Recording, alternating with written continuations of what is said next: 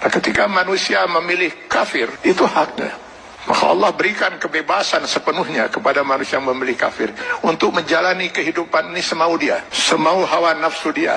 Allah berikan kebebasan sepenuhnya. Silakan baca di dalam Al-Quran atau di dalam hadis Rasulullah SAW. Tidak akan pernah kita temukan satu ayat, satu hadis di mana Allah mengatur kehidupan orang kafir. Orang kafir diberi kebebasan sepenuhnya, mau berbuat apapun di dunia ini.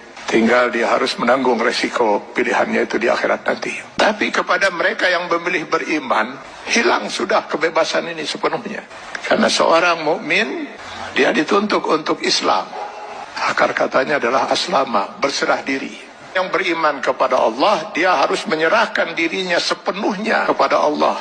Sepenuhnya dia siap untuk diatur hidupnya oleh Allah Subhanahu wa Ta'ala. Tanpa lagi dia mempergunakan akalnya untuk bertanya, mengapa Allah wajibkan saya berbuat ini, kenapa Allah haramkan saya melakukan ini. Kalaupun pertanyaan itu muncul dalam dirinya, maka keimanan dia akan menjawab, saya lakukan ini karena Allah perintahkan, dan saya tinggalkan hal ini karena Allah melarangnya. Itu jawaban seorang mukmin. Dia tidak akan berusaha mencari ilah hukum, alasan hukum, apa manfaatnya, apa hikmahnya. Karena keimanannya akan mengatakan, semua yang diperintahkan Allah pasti ada manfaatnya. Dimengerti atau tidak dimengerti oleh akal dia. Semua yang dilarang Allah pasti ada mudaratnya. 14 abad umat Islam tidak pernah mengerti bahwa dalam daging babi itu terdapat cacing pita. Cacing pita baru ditemukan di akhir abad 18 Masehi. Apakah umat Islam selama 14 abad itu makan daging babi? Tidak. Setiap yang dilarang oleh Allah pasti ditinggalkan oleh seorang mukmin. Maka seorang mukmin harusnya siap untuk mengislamkan dirinya secara penuh, secara utuh, secara kafah. Maka kepada orang yang memilih beriman itu Allah menyeru, ya ayyuhallazina amanu dukhulu fis-silmi kafah. Kalau memang kalian memilih beriman, masuklah ke dalam Islam itu secara kafah, secara utuh. Mengislamkan diri kita setiap detik, baik dalam hubungan hablum minallah maupun hablum minan nas. Itulah sebabnya Allah menurunkan 6.666 ayat Al-Quran, yang sebagian dari ayat Al-Quran ini dijelaskan oleh kurang lebih 5.000 hadis Rasulullah SAW. Kenapa harus Allah turunkan ribuan ayat Al-Quran dan ribuan hadis ini? Karena yang mau diatur hidup seorang mukmin itu bukan hanya sekedar sholat, saum, zakat, haji saja. Seluruh kehidupan dia per detik, Pak. Mulai dari masuk WC, keluar WC, sampai mengatur kehidupan bermasyarakat, bernegara. Ini kalau dia mau milih beriman.